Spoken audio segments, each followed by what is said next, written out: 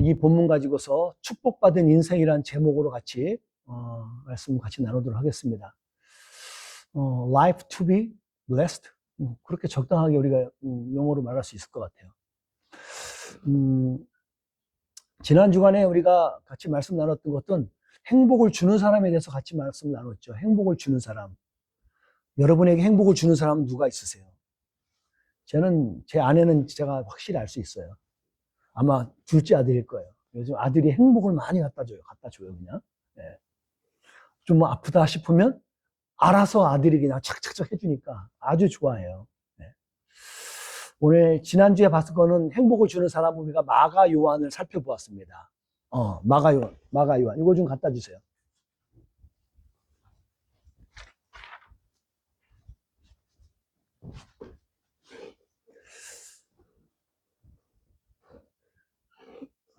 Many things I prepared for you, but this sometimes mistake. Yeah. 마가 요한이 우리에게 행복을 주었던 사람이라고 같이 봤었어요.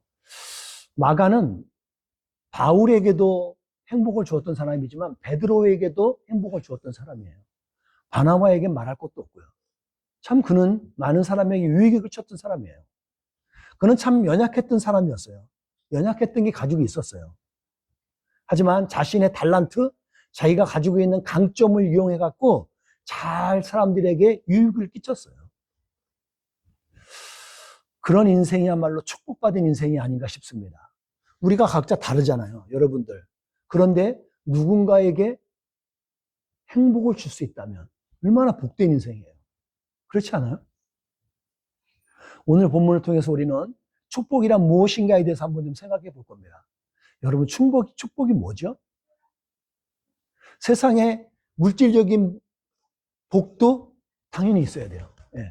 여러분, 저 이거 무시하면 안 돼요. 근데 그것만 쫓아가니까 우리가 문제가 되는 건데, 그것도 포함되는 겁니다. 근데 더 근본적인 것은 성경이 말하는 축복은요, 하늘복이에요. 잘 보세요. 자유와 평강과 기쁨이요. 여러분, 모든 것을 가졌는데 이 세 가지가 없다면 여러분은 행복할까요? 여러분, 그거 축복이라고 말할 수 있으세요? 돈은 막 수백, 수천억이야. 근데 기쁨이 없어. 자유함이 없어. 내가 쓰지도 못하는 돈이라면 그게 무슨 행복이에요? 무슨 그게 축복이고. 단돈 1,000원이라도 내가 쓸 수 있는 돈인 기쁨, 축복이죠. 오늘 저는 하늘복이 여러분 가운데 있어지길 축복합니다. 하늘복이 우리 가운데 있어지길 바라요. 이것이 있는 사람이 진짜 축복받은 인생인 거죠. 자, 우리가 잠깐 봤어요. 우리가 성경 말씀 읽었는데 시몬 베드로의 아버지 이름을 아는 사람. 성경을 읽었는데 여러분들 몰라요? 시몬 베드로의 아버지 이름. 여기 나오잖아요. 요한의 아들 시몬아. 이렇게 모른다니까 우리가. 지나가도 몰라요. 요한이에요. 거기도. 아직 넘어가지 마세요. 왜 넘어가요? 요한의 아들 시몬이에요. 자, 그러면 질문해 볼게요. 요한복음을 쓴 요한의 형이에요, 실제로는. 형의 이름을 아는 분들이 있으세요? 야고보예요, 야고보. 그러면 야고보와 요한의 아버지 이름은 뭘까요? 정말 모르는 게 많아요, 여러분들이. 성경을 그렇게 보고도. 세베대의 아들이 바로 야고보하고 요한이에요. 그러니까 세베대예요, 세베대. 세베대가 그들의 아버지라고요. 그리고 야고보와 요한은 우레의 아들이라고, 보아너게, 그 말이 이제 번개에 말하는 거거든요. 우레의 아들이라는 말이에요. 이들이 성격이 급했는 건지, 뭐 했는지 모르기만 해도 뱃사람들이었으니까, 어부들 쪽이었으니까 좀 싸나웠던지 어땠는지 성격이 급했나 봐요. 별명이 우레의 아들이에요. 하여튼 뭐 말하면 번개처럼 막 하는 거예요. 그랬던 사람입니다. 그러고 나서 연구를 좀 더 깊이 해봤어요. 그랬더니 한 가지 더 발견할 수 있었던 게 있어요. 세베대의 아내의 이름은 뭘까? 야고보와 요한의 엄마는 누구일까? 찾아봤더니 나와요. 마가복음 16장 1절에 살로메라는 여인이 나와요. 누군지 막 찾아봤는데 이거는 살로메는 그의 어머니다라고 나와 있는 자료는 없어요. 그런데 모든 것을 유추하고 모든 상황과 여건에 막 등장하는 인물이 계속 반복되어 나오는 걸 보고 신학자와 성경학자들이 발견해낸 거예요. 살로메예요. 그러니까 한 가족이 구성이 된 거예요. 세베대, 살로메, 야고보, 요한. 여기는 한 가족이에요. 이 한 가족이 있던 것을 우리가 볼 수 있습니다. 근데 유난히 예수님의 사랑을 많이 받았던 사람을 누구라 그래요? 요한이라 그래요. 요한이 예수님의 특별한 사랑을 많이 받았어요. 왜 그랬을까? 여러분들 한번 자료를 찾아보시고 성경을 연구해 보세요. 그랬던 사람이 예수님과 베드로의 대화를 보았어요. 그거 아세요? 예수님과 베드로의 이 사랑에 대한 이야기를 기록한 건 여기밖에 없어요. 신약 성경 어디에도 없어요. 이거는 요한이 보고 기록한 거예요. 자기가 본 거예요. 근데 사랑의 사도라고 불리는 요한이 지금 예수님과 베드로의 대화 중에 사랑에 대한 고백을 자기가 지금 저서를 기록하고 있는 거예요. 왜 했을까? 기록 목적을 좀 궁금해 본 거예요. 사랑받는 제자가 사랑에 대한 주제를 지금 우리들에게 들려주고 있어요.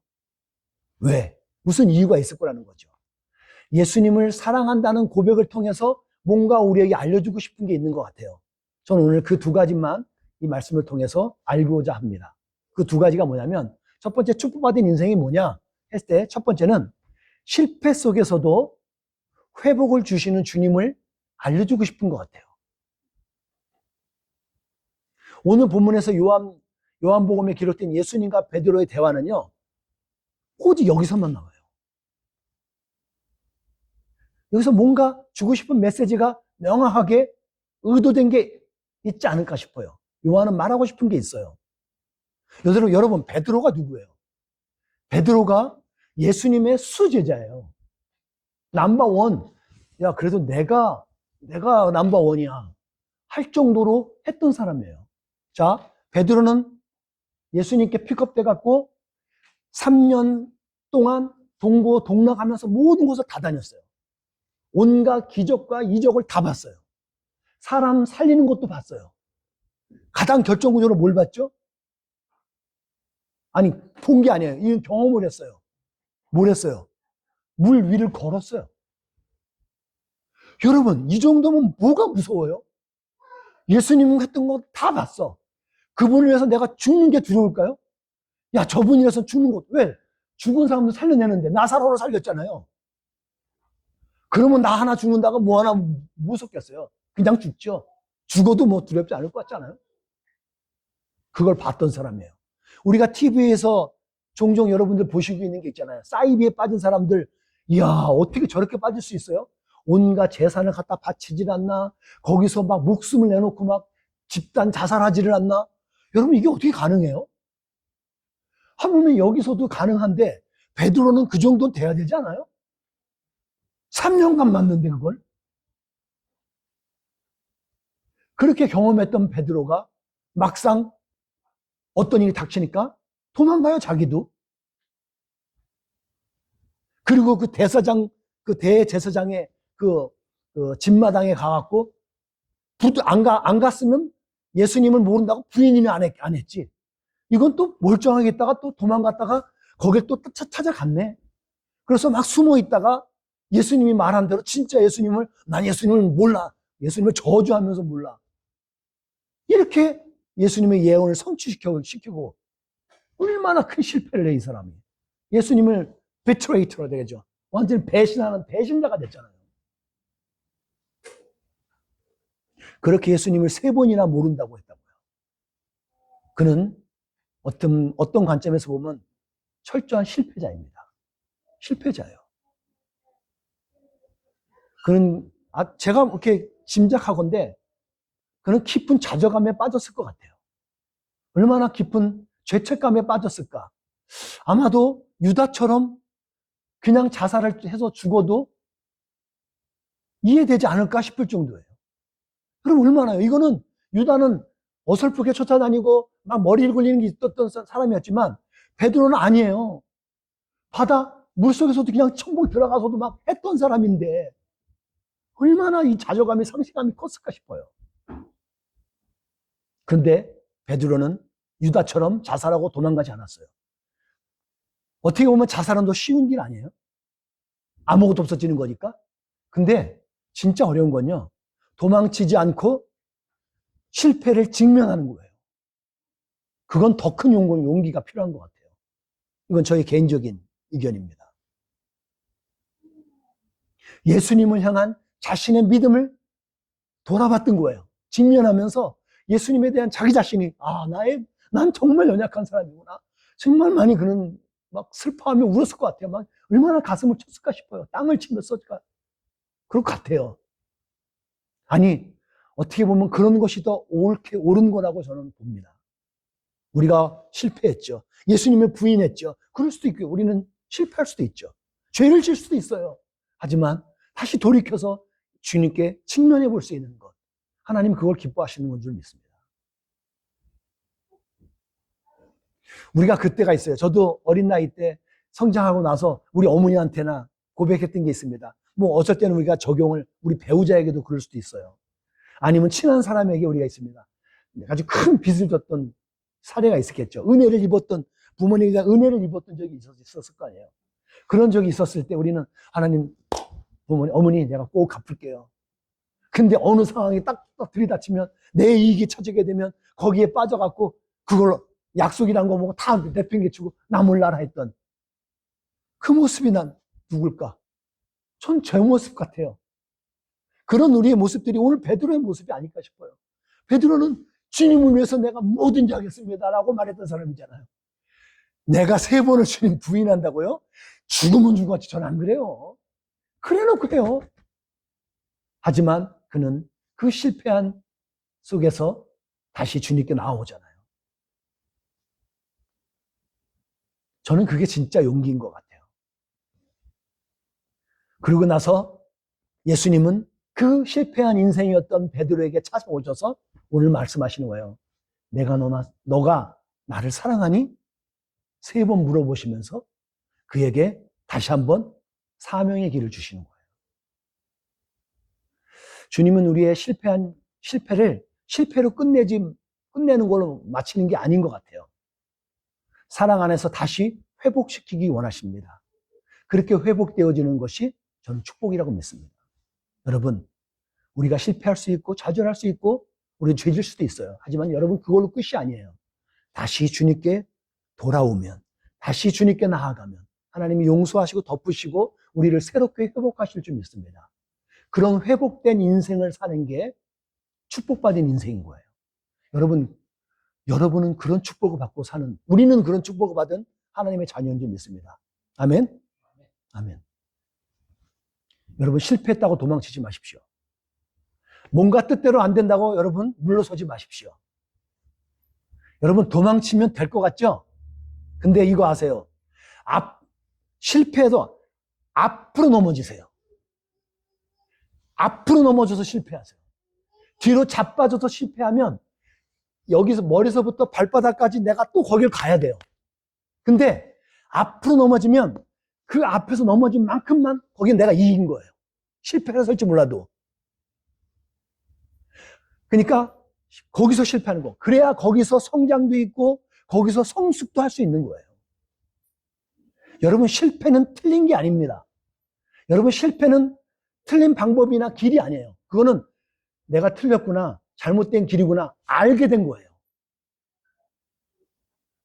얼마나 우리에게 복된 거예요. 안 거잖아요. 깨달았잖아요. 근데 그걸 반복하는 사람이 미련한 거죠. 실패와 상실감에서 우리 가운데 살다 보면 실패와 상실감이 우리를 찾아올 때가 있어요. 여러분 실패를 찾아간 적이 없잖아요.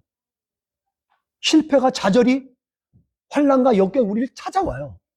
여러분 그럴 때는요, 살아서 버티고 직면하시기 바랍니다.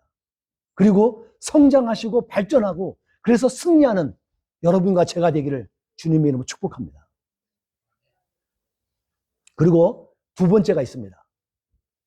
두 번째는 사랑의 고백과 함께 사명을 회복하시는 거예요. 제가 의를 잘못 썼네요.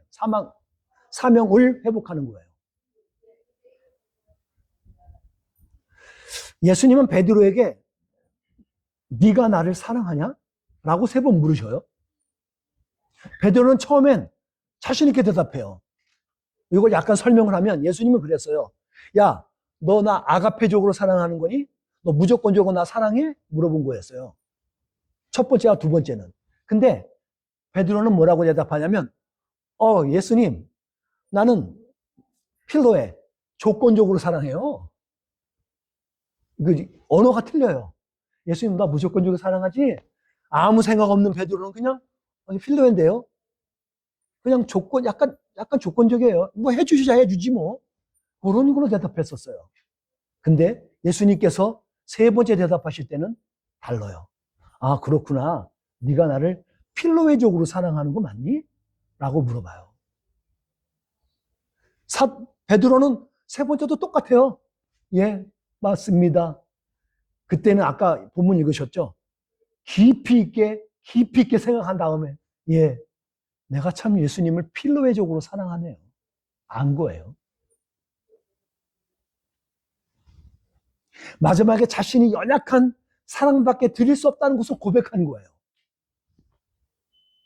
그럼에도 불구하고 주님께서는 내 양을 먹이라고 말씀하시는 거예요.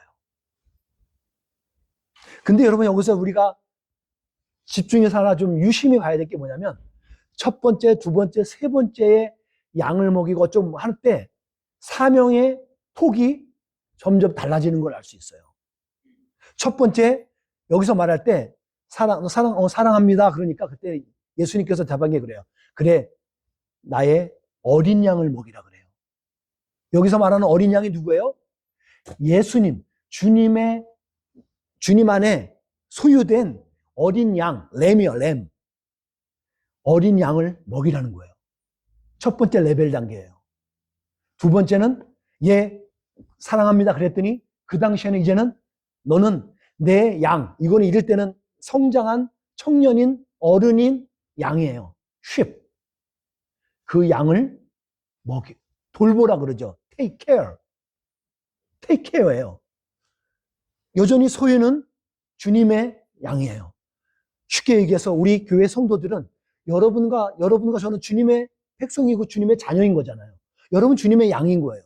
근데 어느 교회 일부 목사는 자기가 목자가 돼갖고 양을 케어해 부르고 막 하잖아요. 여러분 그거는 성경적이지 않아요. 우리는 다 하나님의 양이에요. 주님의 양이라고요. 그러니까 우리의 사명을 따라서 돌보는 거예요. 잠깐 맡겨준 사람들 주님이 또 따라서 돌보는 거예요. 케어해 주는 거죠. 그러고 나서 이제 세 번째 레벨에서는 다시 물어볼 때 절감하고 딱 고백할 때 예수님께서 말씀하실 때 이제는 나의 양을 먹이라 그래요.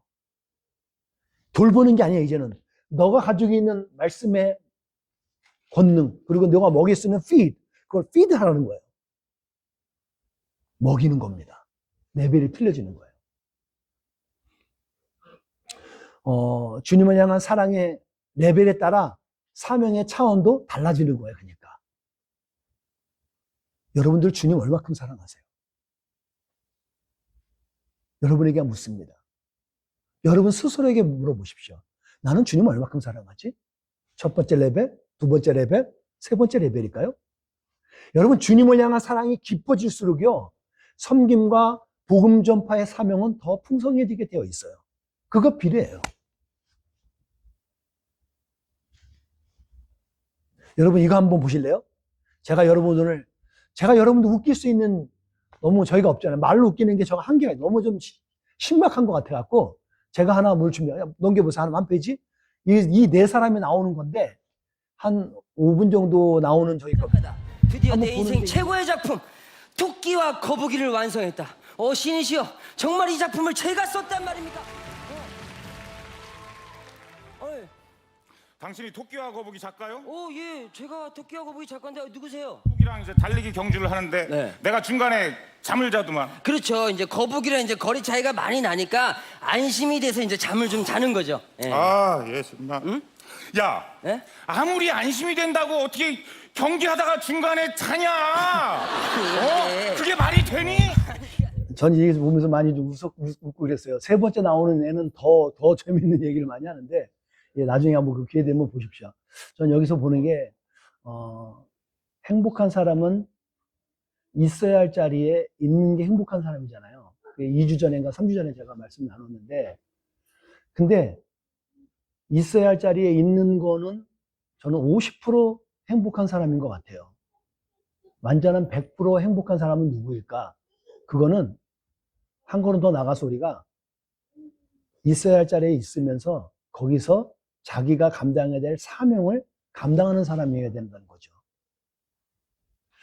토끼처럼 그 자리에서 잠자면 갈 수 있는 곳임에도 불구하고 그 자기가 가는 자기의 자리인지도 자기 자리일지라도 거기서 잠을 자버리면 사명을 자기가 달려갈 길을 못 달려가면 여러분 집니다. 심각하게 그러잖아요. 달팽이한테도 진다니. 얼마나 해학적인 거고 하기도 한데 참 우스운 거죠. 창피를 당하게 되는 거죠. 주님 안에서 한 형제가 되고 또 한 자매가 되는 여러분들에게 말씀 나눕니다. 사랑 안에서 회복되고 그 자리에서 주신 사명을 감당하는 성도가 되길 바랍니다. 저는 그 자리에서 오늘 베드로가 사랑의 고백을 해서 주님이 주신 사명을 다시 받고 그 사명을 감당했던 것처럼 그 사명을 감당하는 여러분과 제가 바로 복된 주님의 자녀라고 믿습니다. 그런 자녀로 살아가시기를 바랍니다. 말씀을 맺으면서 여러분에게 묻습니다. 주님이 이 시간 여러분에게 오셔서 누구누구야 너는 나를 사랑하니? 라고 물어보실 때 여러분은 어떻게 대답하시겠습니까? 예수님, 주님이 아시죠? 내가 주님을 사랑하는 거 주님이 아시죠? 저는 그렇게 사랑해요. 그렇게 고백할 수 있기 바랍니다. 우리 각자가 진실한 사랑과 순종 안에서 베드로처럼 주님께 하듯이 사랑한다는 고백이 있어지길 바라요. 그리고 주신 사명을 감당하는 성도가 되어지기를, 그런 축복받은 인생이 되기를 기도하고 축복합니다. 기도하겠습니다.